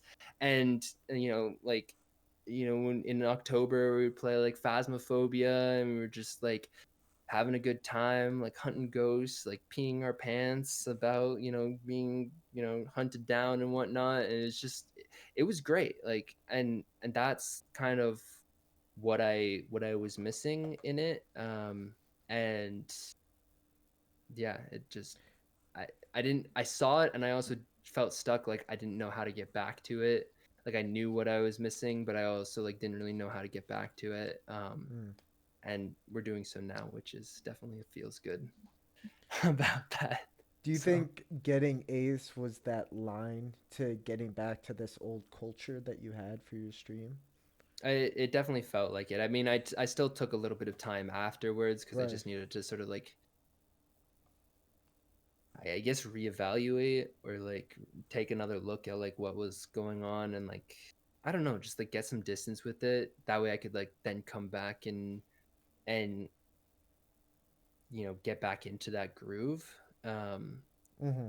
but yeah, like it's weird too because looking at sort of the end of December and January, like at the time, it didn't really feel like I wasn't streaming as much. But then when I go back and like look at graphs of like my activity on Twitch, like streaming, I can look at it and see there's like multiple day long gaps like in between streaming. And normally, like back in June, July, August, September, October, uh, I was streaming like 6 to 7 days a week, right? Like I would literally be streaming, upwards like 25 to 30 days a month. And it was like then looking at my graphs for the end of December and January, you can see there's just like a huge just drop out. And it's just like I didn't even really realize it at first, but I was just like needing to take more time Mm-hmm. off in between streams because I just wasn't having as much fun with it because I was missing interacting with everyone and like missing like just playing games with friends. So now that we've kind of like talked, so we talked about you before and you currently, and like kind of comparing those two, what would you say is now your understanding of like anxiety and stress, and then and mindfulness as well? What would you Mm-hmm. say is your overall well, I guess we'll go. So what is your kind of perspective on like self-care in general? So taking care of yourself when you are feeling that social anxiety, and you were talking about a break. So Yeah, no, definitely like, and I think that's one of the things too. Like, taking a break is always something that is good for people, and I think it's definitely something that can be very scary and also rightfully so for a lot of streamers because if you take a prolonged break or if you take a long time of not streaming or mm-hmm, streaming less in the week or things like that, you see your numbers like drop, right? Like you'll watch that happen, right? and mm-hmm, and um that's one of those things where it's just like why I say all the time too now, it's just like just disconnect yourself from the view count. Like it is really useful to see, especially like sometimes what I'll usually do is like I'll just let it so I can see the stats after the stream but not worry about it during the stream. Because sometimes when you're trying something new it's good to see if people were engaged with it, see what they were looking at and like mm-hmm, how many people showed up, how many people stayed, how many people were interacting with it. Like those things are valuable, but like feeling pressure when you need a break to just keep going can just lead you into a prolonged like downward spiral of mm-hmm, just like constantly being like I feel like I have to go live but I don't really want to right now because I need to like sort of disconnect and like configure where I'm at, right? Like it's very bad. mm-hmm, Where if I just like taken just straight up from the beginning of being like, okay, I need to just realize like, okay, let's take a couple weeks, come back, then go all in, then it wouldn't have been as bad. Um, mm-hmm. but yeah, like I definitely think that, you know, when it's something like Twitch, like being there regularly is something that like not even what someone eh, like needs but just what like a viewer comes to expect, right? Mm-hmm. And if they don't have that regular interaction with you they'll probably just move on and whatnot. And obviously like you're more older loyal viewers, things like that, they'll stick around, of course, because they've got your back and whatnot. But the newer people that are just meeting you for like a month or Mm-hmm. two and just like getting to know you, they don't really have that connection to you, um, that they feel yet, and so they'll just Right. be like, okay, I'll just find another streamer if they're not going to really be around that much anymore, which is completely understandable. Mm-hmm. um, but yeah, so it's just kind of like you feel that pressure. You don't want to lose that. You don't want to lose that growth. You don't want to lose those viewers. But at the same time, like if you don't take care of yourself mentally, if you don't do what you need to do to like keep yourself healthy, your content will suffer because of it, and your interactions with people will suffer because of it. So, preventing yourself from suffering off stream, what kind of stuff do you do for self care? Like you do Mhm. yoga, tai chi, Pilates, maybe? I don't No, no. know. Um, Generally, I'll just honestly, my biggest thing is I'll just like hang out with my dog. I'll just like sit Oh, down with him, and I'll just sort of either take him outside. He loves playing in the snow, or I'll just sort of chill with him. Give him a few treats. He's not very mobile right now because he's pretty old, but mm-hmm. um, for me, always interacting with animals is like the best like decompressor, unwinding, and just sort of like chill out. And also for me, game, playing video games is also one of like the best ways I can decompress as well Mm-hmm. too. Like I said, like usually after I end stream, I will usually swap to a different game for like an hour or two and just sort of chill out, because normally after stream I'm so jazzed up, because like for me this is like high energy me, Mm-hmm. right? Right. Yes, it Because is. yeah, right. And so for me, I'm like, okay, I cannot sleep. And after this, so I sort of just like unwind and sort of chill and just take a breather and play something a little bit more relaxing and just you know Uh, unwind, and then I go to bed. it seems like we're talking about persona and your true self, and that you were able to put your true self as out there as the only persona, and I thought that was amazing. When I came into your stream for the first time, I felt like you as a person. I didn't feel Mhm. like no bear. I felt you as a human being. Yeah, How do you think you've changed since you started streaming? I think I've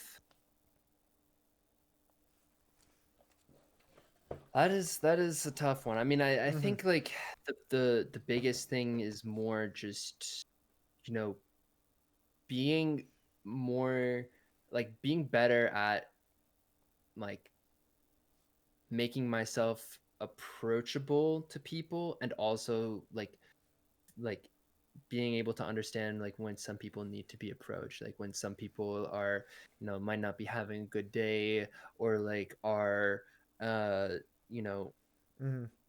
going through something difficult in their own life or something like that. And obviously there's a time and place, and Twitch chat isn't the place to talk about that, but just like Hmm. they don't need to share their deepest darkest details with me, but just Right.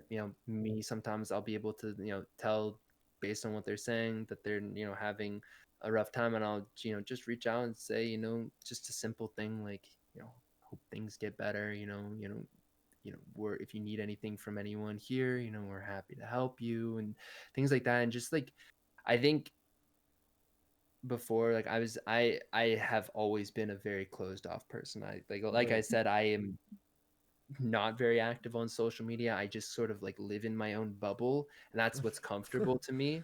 Yeah, Right. it's literally what it is. And I Right. just and I think I have gotten better at being able to understand when other people um you know want to get to know me more, and things like that. And it's not like I'm you know trying to become everyone's best friend, but I Right. just want people to know that like they're a person that matters. And I might not know everything about your life, and I most certainly don't need to, but you're a person, and you are I'm grateful for you to be part of my community, and I love interacting with people in my community. I love playing games with people in my community, and they matter to me. And I most certainly all of them. I cannot call them friends, but Mm. they still matter to me 100%. And that's like that's an important thing that I feel like I need to get better and have gotten better at expressing that. So let's kind of get in towards the last section of our interview here and talking Mhm. about the future, right? Yeah. Because I consider I like to be very uh, positivist. I like to be in a positivist perspective, more person centered, more towards growth and whatnot. And I can feel the same vibes coming from you, No Bear, just Yeah. by how you talk and the way you are just kind of just really uh, just so charismatic about the future and about even though there's things to work on, you're still looking forward to the next one and the next one. So Yeah. if we were to think about your stream a year from now, what are some of those aspirations, those goals you'd like to have achieved? Yeah. I mean, I think I would one thing that I would love to do is have more ways for people to interact with my stream on a technical level. Like for months even, I've looked at and been, scared and also Mm, unsure of how to implement certain things. Basically, I've looked at ways for people to, you know do things, fun things like voice changers in mm-hmm, stream, and using like Snapchat filters in stream, and like just like random things like that, where like people can like create like crazy little things. And one, I'm not like the most knowledgeable and know how on how to do all those things. So like when it mm-hmm. comes to me like playing around with trying to implement them, I get really frustrated. I'm like, I don't know what I'm doing and I don't think this is gonna work. And when I try it, I'm like, this probably won't work and it doesn't work. But I'm always like, oh, I'm close. I'm close this time. But yeah, like I have ideas like that that I definitely want like to be able to increase just like technical interactivity for viewers. I think that could be a really fun thing for people to play around with. Mm-hmm, I think as well, just creating more like interactive content. Like I a while ago did a cooking stream, and like my house and like living setup right now is not really like the best for me doing like mm-hmm. non like in my room at my desk gaming, or just like at my desk streams. So Right, it's not like super easy for me to do that, but I would love to be able to do that and maybe do more like IRL streams as well, and right. like going out into the world and doing those sort of streams. I would love to do more like that. And yeah, I think also for me, I really struggle with like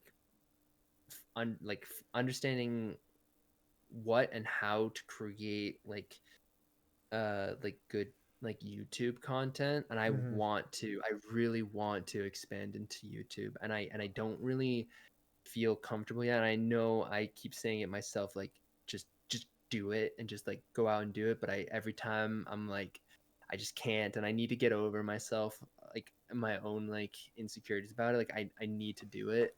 I want to do it. mm-hmm, And that's something I really want to expand out into, um, for going forward in the next year. Even if it's you know even if it comes to a point of like if I can find an editor or something like that, because editing is not the easiest for me. I'm right. I'm decent at it, but it's not the easiest for me. um but I Mm-hmm, don't know. I don't know yet, in that regard, but it's something I would definitely love to do more of. I really enjoy making those videos, but it's all about also like creating stuff that's relevant, mm-hmm, and creating content there that people will interact with. mm-hmm. So yeah, So um, let's think 3 to 5 years. What? 3 to 5. Yeah. Let's think Yeah, big picture. What are you big thinking picture. I for the mean, stream? I would love to be at a point in 3 to 5 years where stream, you know, could be big enough that I could, just have it be my full-time gig and just you know dedicate all my time to streaming. Mm-hmm. That would be that would be like amazing. That would be awesome. Yeah, it would be. And I think a lot of people have that goal who stream like that. Everyone, that's everyone's dream, right? But I think that like how to get there is not always the easiest No. answer. And how to create a lasting community as well is not an easy thing to do. I mean, even like the biggest content creators, like if you look at the longevity of those careers, Mm-hmm. it's usually a few years before they either themselves distance it from it or their audience leaves and goes elsewhere. And that sometimes just happens. So creating a plan for that, and having that would be insane. Mm-hmm. And I would love to get there at some point, but yeah, Everything special takes time to create, right? 100%. So Yeah. if you're I mean, I can tell you're already on the right path. Is there anything that is coming up that might change your streaming schedule, or things are just pretty Um, stable right now? for the most part, things are pretty stable. Yeah, Mm. I want to try uh doing start breaking into more like earlier day streaming and things like that. And I mean earlier day as in like afternoon, not like Right. dead of night streaming like I'm used to doing. Right? Like that's and I'm slowly working towards that. And I think a lot of our community, Valheim was like a first step. We did that at like two Mm-hmm. o'clock in the afternoon, and we're gonna do I think another one on Wednesday, and just start sort of breaking into those earlier timelines and having having time like that earlier in the day, and Mm-hmm. even keeping evening streams as well. um, but just having some variety there so that even on days that I want to be free in the evening or things like that, I can have those days, by doing an earlier stream that day as well. It's nice because then you have the nights all to Yeah. yourself. You can eat at a regular time, go to sleep at a regular time. You're not going to Mhm. sleep at 3 in the morning like I Yeah. remember. Yeah. Yeah. That was what I was doing quite a lot in the early days. And I would like go to bed at I would finish stream at 3, and then I would go to bed at like 5 or 6 in the morning, Right. wake up at like 2 in the afternoon some days, and I was just like, this is so bad. I can't do It's this. rough. So It's fucking. I used to go yeah. to. I used to end the streams at 4 in the morning, Yep. and then I realized, you know what? How about in like a half hour from now, we're gonna Right. Well, it's interesting too because like earlier on, I was like, there's less people streaming now, so there's more discoverability, but do. there's Right. also less people watching. Mm-hmm. But what ended up happening was once I started getting a ton of like EU people, like this was more so during like the very early like Battlefront days Oh in like yeah. July. I was like when I got to the point where I was like, oh, I'm getting a ton of EU viewers now. They're like, oh, I'm from Norway, I'm from Sweden, I'm from like all these places. I was like, probably shouldn't be streaming this late, Yeah. right? Because like if I ever want to shift like to an afternoon time, those people are going to be in the middle of sleeping, and they're not like a viewer, like a base that could be available to watch during those time. If I swap to like a 6 in the morning stream or like 8 o'clock in the morning stream where it's Mm-hmm. their afternoon, then that's fine, right? Building that viewership base is great, but that's not really where I want it to be. So Mm-hmm. yeah, that's why I started cutting back to it a little bit. Now I usually end at around like midnight or 1 a.m. So yeah, That's a start. it's a start. It's a start. And then on the afternoon streams, I'll try to end around like I don't know 6 or 7 around Yeah, there. that's fine. Try. Yeah. Yeah. So my last question to you is, for any of those new, so say somebody is picking up the controller for the first time, what would be your advice for that kid that just wants to play video games for self care?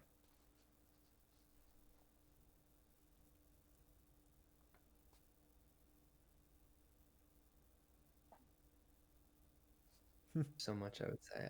Right. I think biggest thing I would say to them is um, probably, you know, don't be afraid to try more than what people tell you to play, right? Like there's so many games that are like the mainstream games, which are all great games, but also like just don't be afraid to like experiment with games and like you know, find your own games that you enjoy and things like that. And like don't let Mm-hmm. people shame you about the games that you play either, and like don't continue interacting with those people. Like Mm-hmm. I can't tell you the number of times that like when I would like when I was younger, when I would tell people that I play like World of Warcraft or things like that, they would make fun of me for doing that. And I was just like, just don't just don't let them do that. Just like Mm-hmm. separate. Those are not the type of people you need in your life. Your hobbies, your enjoyment, what you do for your own enjoyment, that is, as long as you're not hurting anyone, that's just, you can let your hobbies be your hobbies. And if people are judging you for them, those are not the type of people you need in your life. So even finding games that you like is like finding your true self. Like, don't Yeah. let other people encourage what you want to be. Like, Yeah. find it yourself. Go ahead. Be curious for more. Exactly. And there's no harm in taking recommendations from other people for sure, but don't let them be like the only source of like how you find games that are your entertainment, right? Like, Mm-hmm. you need to find those things for yourself as well. What So, about a novice streamer? What would you say to them who are just starting out, maybe like two streams deep, and trying to figure out their culture in their stream? What would you say to them? I would say follow your strengths. I think there's a lot of people who are, who see, someone, there's everyone has like their big streamers that they watch and things like Mm-hmm. that, right? Like that they're like, okay, this is who I want to be like, right? They're all like, oh, I want to be the stand-up comedian like Ludwig, or I want to be like the, god tier aimbot like Shroud, or things like that, right? Like, and you need to understand though that like you're not them, you're you, and Right. that you have different strengths than they do. And maybe for them they do have, god tier aim, or they are a stand-up comedian. That's good, play to that strength. But like, you also need to understand that like just because you find, whatever streamer like the most entertaining, and like that's what you love to watch, Mm-hmm. doesn't mean that there won't be viewers that will watch what your strengths are as well. And you should always play to your strengths, when it comes to that. And don't try to make yourself be someone that you're not, because it'll end up, you know either being taken as completely disingenuous, or won't be executed effectively 9 times out of 10 at least. So And like a lot of what you recommend for gamers and streamers, like that's kind of like a template that you work for yourself. Like a lot of that advice, like that's what you're using for your own life. And I think yeah. that's really important because that means that when you started gaming and streaming, you learned a lot of life lessons that maybe, could be learned if you were doing theater, right? Or you were just playing football, sure, if you partake to a team oriented sport. But True. you really found this when you were doing things on your own and you Mm-hmm. were trying to really self identify yourself. So I think, that really like is the cream of the crop of the stream is that for the most part, from what I written down, you were really just trying to create the ultimate no bear. And I Yeah. love that, dude. I really Yeah. do. It's been an honest pleasure interviewing you because I get to actually you see me write my shit really Yeah. fast and Yeah. trying to Yeah. well, the reason why is because you're literally proliferating ideas for research. And Mm-hmm. the reason why I started doing this is because I felt like people that play video games, they don't really have a voice And a lot of the adults of our world kind of shrug it off. Sure. Whereas there's this new generation of adults that are coming in that have a whole new perspective of what it means to become something or even find yourself, for the most part. So, Yeah. I think, everything you've been talking about, everything about being who you are and becoming the streamer that you are, even holding Grogu on your lap, like, I think that just like you just make it so perfect, and you're really helping me as much as you're helping everybody watching today. So I really want to thank you, Nobe, for coming on, for It's been a being pleasure. yourself, being yourself every stream, and I always love watching you, man. So thank you again for you. Yeah, thank you. I will say it's been a very pleasurable experience talking to you. I think that a lot of my chat will agree as well that they've learned a lot about me because I don't think I've ever opened up like this on stream before. So I think this was a very, very good experience, and helps me with something that I struggle with. So, and I think it helps all of them too. So thank you. Uh, yeah, no problem, man. Thank you again for coming, and I think for your stream to learn a lot about you here, and even like if it was like a small piece of information, when your stream is learning about you, they are also reflecting on themselves and how, wow, like I actually used to be a gamer. I used to play competitively, and I that's how I found my community. It's so not even enlightening. It's just a bright image to see that others have the same experiences and have had that and can empathize with us, right? So I think that's more or less like I that's more of what I appreciate about you coming on and sharing about yourself. Uh, and if you so the last like 2 seconds of our interview here, is there like a shout out to social media outlets that we can find you, that we can just get in there and just spam we love you, No Bear? Where can we find you, No Bear, other than Yeah. So, Twitch? so you can find me on Twitter at _NoBear, Mm, and that's pretty much it right now. On YouTube, TheNoBear as well. okay. And yeah, I'll get at some point to kicking myself into making YouTube Mm. videos. Yo, when Yeah. that day comes, you better post it on Yeah. on all two social media outlets that Yeah, you got right. here. Yeah, exactly. Yes. Well, Well, thank you, Poiboy. I do really appreciate this. And I will say to you, if you need any for future help with any research you do end up doing, don't hesitate to ask. I will always be happy to help you out. by the way, I have a secret. We might be able to get Darth Cole for an interview. Nice. Yeah, Very good. he was one of the first guys to ask. So we'll find There out. you We'll go. see how he does. I have to email him and get that stuff, but I figured you would like that. Yeah. Very good. Very good. All right, buddy. Have a good rest of your stream. I will Yeah. actually send everybody your way, and Alrighty. I'll see you there. Yeah. Have a good one, dude. See you, buddy. Bye. What an interview, guys! That was awesome, right?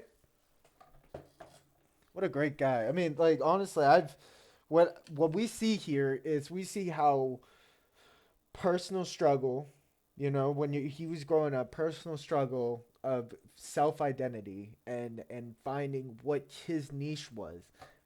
Um, how gaming was interactive with that, and he was able to find that he actually his niche was there all along, which went along with him saying playing to his strengths, playing to our strengths.